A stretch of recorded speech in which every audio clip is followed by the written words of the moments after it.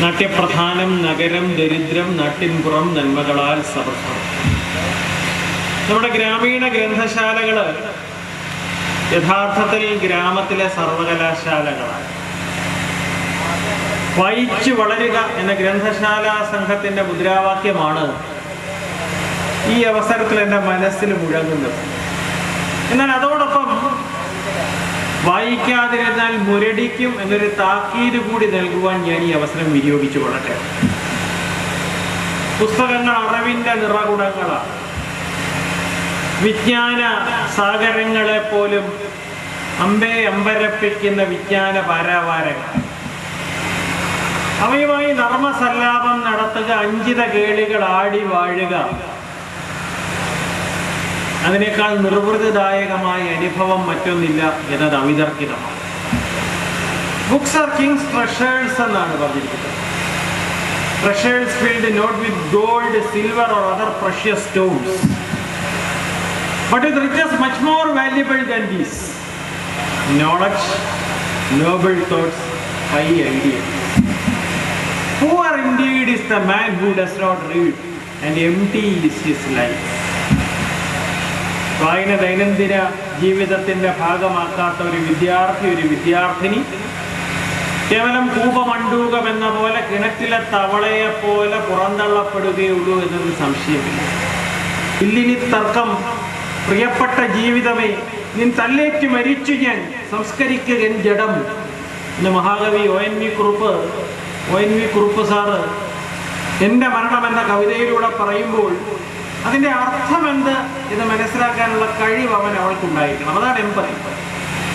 അന്തിക്ക് തിരിച്ചെത്തി മീൻപിടുത്തക്കാർ മുറ്റും അന്ത കൂട്ടത്തിൽ ഒരാളിൽ അവളുടെ കാന്തരെന്ന് പറയുമ്പോൾ ആ മത്സ്യത്തൊഴിലാളി സ്ത്രീയുടെ ദുഃഖം മനസ്സിലാക്കാനുള്ള കഴിവ് അവനുണ്ടായിരിക്കണം. അതാണ് എമ്പതി. തന്നതില്ല പരൻ ഉള്ളു കാട്ടുവാൻ ഒന്നുമേ നരനുപായം ഈശ്വരൻ. ഇന്ന് ഭാഷയത് അപൂർണമിങ്ങഹോ വന്നുപോകും പിഴയും അർത്ഥശങ്കിയാൽ മഹാകവി കുമാരനാശാന് നളിനിയിൽ പറയുമ്പോൾ അതിൻ്റെ താത്വിക തലങ്ങൾ ഉൾക്കൊള്ളാൻ അവൾക്ക് കഴിയണം. അതാണ് എമ്പതി. അതുകൊണ്ട് എമ്പതിയുള്ള നല്ലൊരു തലമുറയെ സൃഷ്ടിക്കുക, അതാണ് യഥാർത്ഥത്തിലെ വിദ്യാഭ്യാസത്തിൻ്റെ ആത്യന്തികമായ അവശനും മാർത്തനും ആലംബഹീനനും അടങ്ങുന്ന ഒരു ജനവിഭാഗത്തിന് അത്താണിയായി തീരുവാൻ, അവൻ്റെ കണ്ണീരൊപ്പുവാൻ അണ്ണാൻ കുഞ്ഞും തന്നാലായതെന്ന രീതിയിൽ ചിന്തിക്കുന്നൊരു തലമുറയെ വാർത്തെടുക്കുക. നമുക്ക് മഹത്തായൊരു സംസ്കാരമുണ്ട്, ബൃഹത്തായ ഒരു പാരമ്പര്യമുണ്ട്. പാമ്പിലും എലിയിലും കല്ലിലും പുല്ലിലും ദൈവികത്വം കൽപ്പിച്ചൊരു സംസ്കാരം. 4 വേദങ്ങളിലും 6 ശാസ്ത്രങ്ങളിലും 4 ഉപായങ്ങളിലും ഉപവേദങ്ങളിലും ഗീതയിലും ബൈബിളിലും ഖുറാനിലും അധിഷ്ഠിതമായൊരു സംസ്കാരം. ആ സംസ്കാരത്തിൻ്റെ അന്തസ്സത്ത സ്നേഹമാണ്, സാഹോദര്യമാണ്, സമഭാവനയാണ്, സദ്ഭാവനയാണ്. അതിൻ്റെ സുന്ദര സുരഭില സൂനങ്ങൾ വിരിയുന്ന മലർവാടികളാക്കി നാം നമ്മുടെ ഗ്രന്ഥശാലകളെയും ഇതുപോലുള്ള കൂട്ടായ്മകളെയും പരിവർത്തനം ചെയ്യപ്പെട്ടു. മഹാഭാരതത്തിലെ ശ്രീകൃഷ്ണനെ കുറിച്ച് സുനിൽ പി ഇളയുടെ ഒരു പ്രശസ്തമായൊരു ലേഖനമുണ്ട്. അതിൽ ശ്രീകൃഷ്ണനെ കുറിച്ച് പറയുന്നത് പാരഡോക്സ് ഓഫ് പാരഡോക്സസ് എന്നാണ്. Philosopher on the battle field, യുദ്ധഭൂമിയിലെ തത്വചിന്തകൻ. രാമോ വിഗ്രഹവാൻ ധർമ്മ എന്ന പ്രശസ്തമായ ലേഖനത്തില് കുട്ടികൃഷ്ണമാരാര് പറയുന്നത് ശ്രീരാമൻ ശരീരമെടുത്തു വന്ന ധർമ്മമാണ്. അതുകൊണ്ട്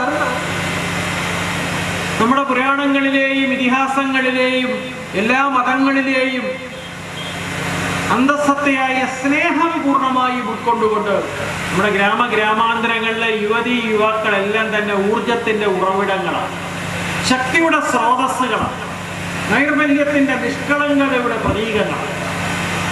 പക്ഷെ കഷ്ടകരമെന്ന് പറയട്ടെ, അവരുടെ കർമ്മശേഷി പലപ്പോഴും വഴിതെറ്റി ഒഴുകി വിനാശം വിതച്ചുകൊണ്ട് നാടിനെ ഭീകരവാദത്തിലേക്കും ലഹരിയിലേക്കും മറ്റും നയിക്കുന്ന കഷ്ടകരമായൊരു കാഴ്ച നാം കണ്ടുകൊണ്ടിരിക്കുന്നു. ലഹരി നമ്മുടെ ക്യാമ്പസുകളെ വിഴുങ്ങുന്നു. ദാഹമാം ധൂമത്മജൻ ആഹുതിക്കുള്ളോ രാജ്യം, ശീലത്തിൻ പിണ്ടക്രിയ കുതകം തിലോദകം, കാലദൂരിലേക്കുള്ള മോട്ടോറിൻ പെട്രോൾ തൈലമെന്ന് കവി വിശേഷിപ്പിച്ച ലഹരി നമ്മുടെ ക്യാമ്പസുകളെ അനുദിനം വിഴുങ്ങിക്കൊണ്ടിരിക്കുന്നു. അതിൻ്റെ എല്ലാത്തിൻ്റെയും മൂലകാരണം ഞാൻ നേരത്തെ സൂചിപ്പിച്ചതാണ്.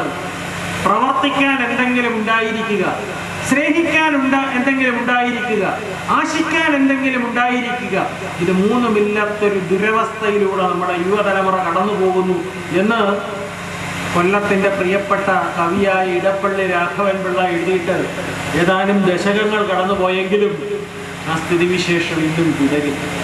മുന്നോട്ട് നോക്കുമ്പോൾ ഘോര മഹാരണ്യം, പിന്നിലോ ശൂന്യമരുപ്പരപ്പും, കാലം നിടറിയാൽ വീണുപോകും ഗർത്തത്തിൻ കൂലത്തിലാണ് ഞാൻ നിൽപ്പതിപ്പോൾ എന്ന അവസ്ഥയ്ക്കൊരു മാറ്റം വരുത്തിക്കൊണ്ട് നല്ലൊരു തലമുറയെ വാർത്തെടുക്കുവാൻ IT-യും BT-യും ആർട്ടിഫിഷ്യൽ ഇന്റലിജൻസും മുഖമുദ്രയായി സ്വീകരിച്ചിരിക്കുന്ന ഇന്നത്തെ കാലഘട്ടത്തിലെ ഏറ്റവും വലിയ വെല്ലുവിളി മനുഷ്യൻ റോബോട്ടായി തീരുന്നു എന്നതാണ്. അപ്രകാരം മനുഷ്യൻ റോബോട്ടായി തീരാതിരിക്കുവാൻ, അവനിലെ മനുഷ്യത്വത്തെ പാലൂട്ടി വളർത്തുവാൻ ഉള്ള കേന്ദ്രങ്ങളായി നാം നമ്മുടെ ഗ്രാമീണ ഗ്രന്ഥശാലകളെയും അതിനോടനുബന്ധമായി നിൽക്കുന്ന ക്രിയേറ്റീവ് സെന്ററുകളെയും വാർത്തെടുക്കുകയാണെങ്കിൽ തീർച്ചയായിട്ടും കേരളോർമി, ഭാരതാംബ, പുളകിതഗാത്രയായി തീരുമെന്നതിൽ സംശയമില്ല. ഇന്ന്